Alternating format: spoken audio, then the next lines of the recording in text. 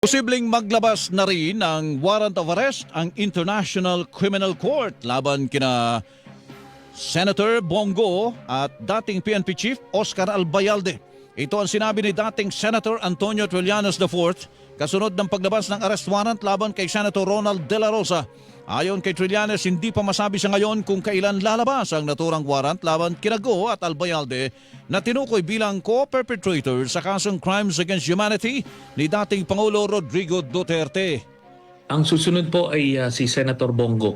Pero para lang maliwanag, ito ay baka medyo buwan pa ang binibilang natin. Sinabi rin ni Trillanes na inireklamo si Go sa ICC dahil siya umano ang nagbibigay ng pabuya sa bawat pagpatay na ginagawa noong kasagsagan ng war on drugs bilang pinuno umano ng Special Operations Group ng National Death Squad ni Duterte. Ito yung pagbabayad or pagiging accountable. Kung namamayagpag sila, wala silang pakialam sa buhay ng Pilipino. Pero ito na, singilan na ito. Ang tinig ni dating Senador Antonio Trillanes IV.